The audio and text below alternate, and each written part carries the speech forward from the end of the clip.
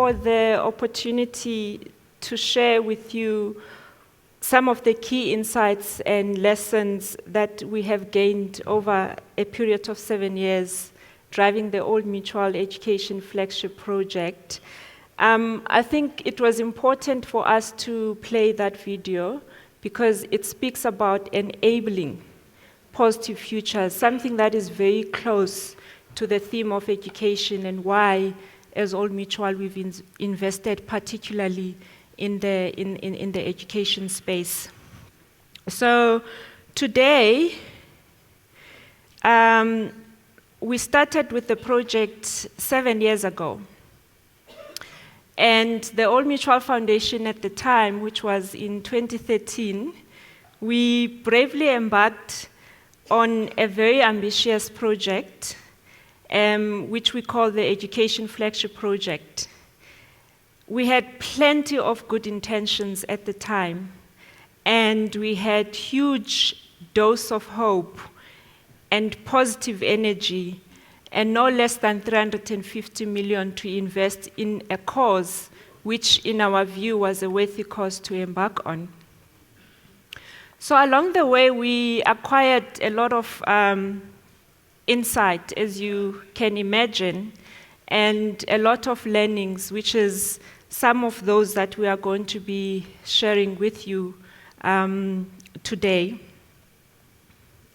So our goal when we started 7 years ago was to invest 350 million for a period of 7 years, starting 2013, and we are concluding the project this year, which is 2019.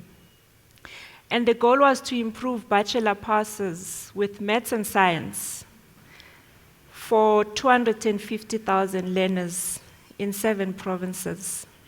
I think you will agree with me that it was an audacious goal, very bold. So before we embarked on the project, we identified the full scope of what the challenges were at the time. And as outlined in the 2030 National Development Plan, we used that as a starting point to inform us what were the key areas that were identified as needing to be improved. And so we took that as a premise, and we chose 3 key areas which we thought we could make a difference. So we decided in improving leadership and management capabilities at district and at school level. And the second choice that we made was to develop teachers, maths and science teachers, and learners in order to improve the maths and science outcomes.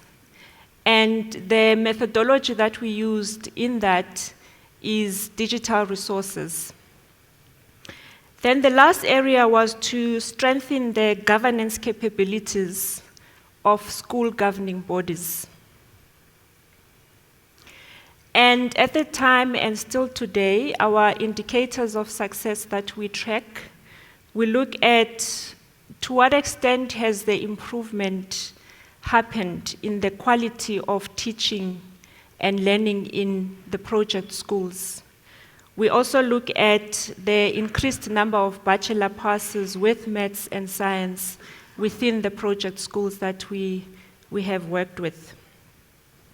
So 7 years down the line, we are supporting close to 327 schools, and much has been achieved, and I think I'd like to take this opportunity to thank some of our partners who have walked a very tough journey with us, but definitely a fulfilling one.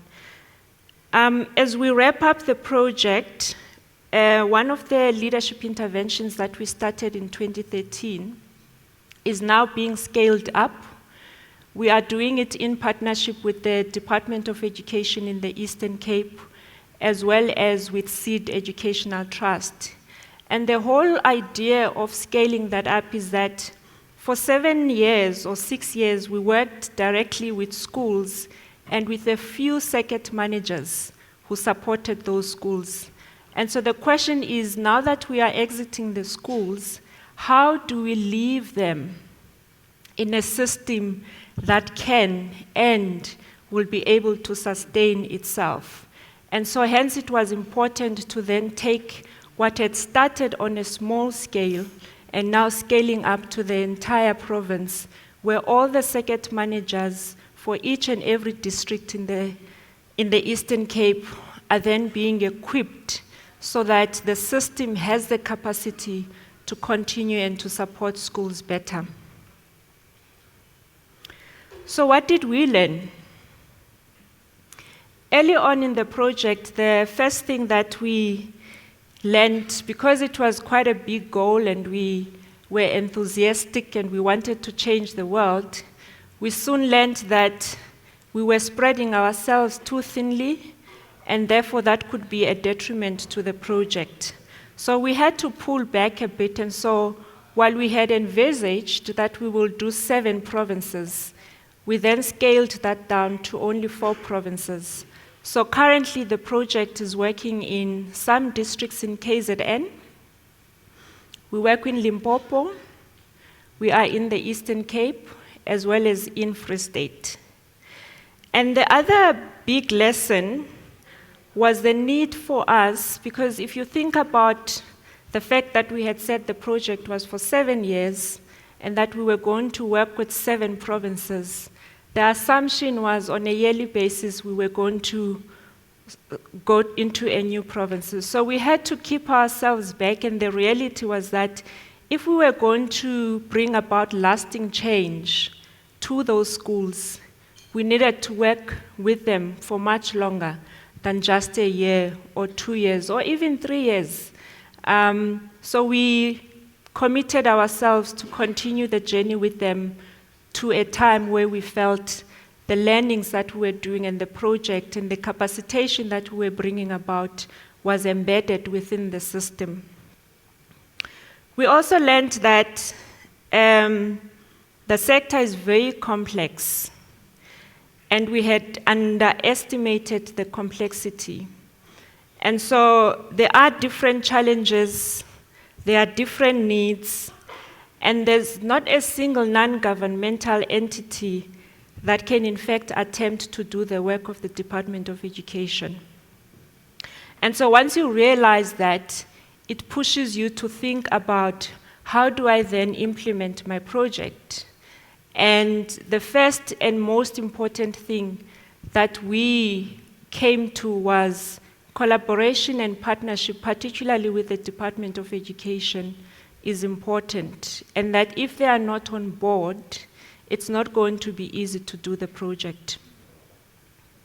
So in retrospect, we didn't get it right at first, but this is why we're here today, to be able to share some of the lessons that we did not get right and some of the do's and some of the things that we thought or we think could actually be replicated. So in retrospect, what we could have possibly done better was to actively seek collaboration with strategic partners who could address areas that we had chosen not to participate in. So in order to leverage and complement what we were doing with teachers, with learners, and management teams. So while we were mindful that the need to forge better collaboration initiatives was important, the way we did it was a bit of a retrofit. Instead, we were asking people to join us, as opposed to inviting them from the outset in a joint and equally owned initiative. And so I think that's the biggest lesson for us in terms of how best do you do collaboration and partnerships in future. So we do intend to share all our lessons in various platforms in the course of the year. Due to time today, we can only share just a bit.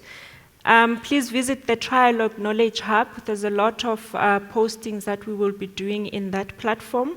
And outside, we also have a display. So I will be sitting there later in the day. So if you have any questions that you want to pose about the project, I'll be available to answer some of your questions. So I would like to conclude by looking at why the collaboration theme for All Mutual is important and why we jumped at the opportunity to come and talk to this theme.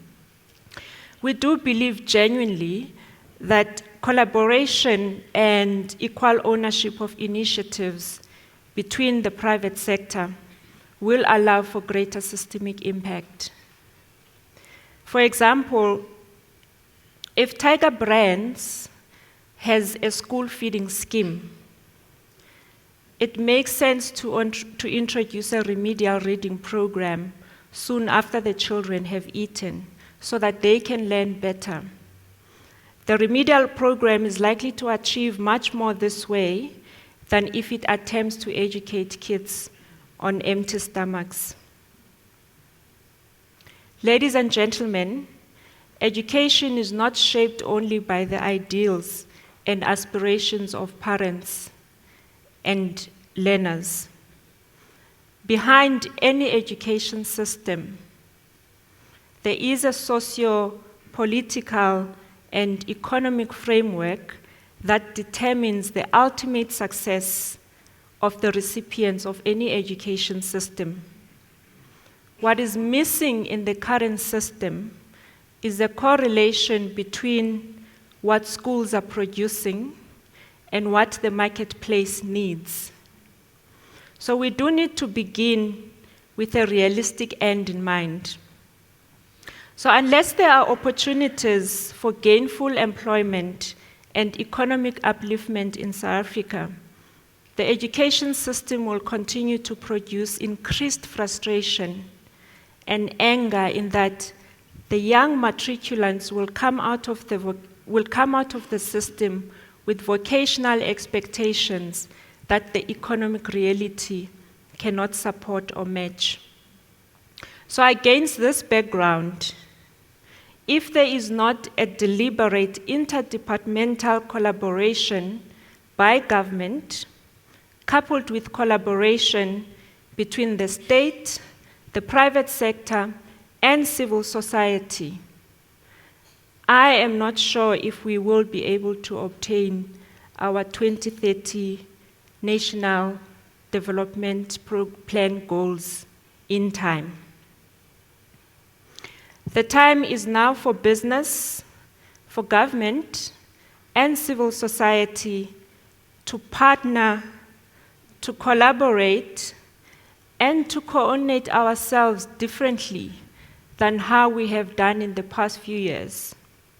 We need to face the challenges in education together with a common goal and a clear vision. CSI expenditure is estimated to 9.7 billion in 2018 alone, and 44% of that has gone into improving education, which is nearly half of that CSI expenditure. And the question I have for you today, which I hope we can answer in this conference, is: are we happy with the outcomes of that investment? Or there is an opportunity to still improve? I thank you.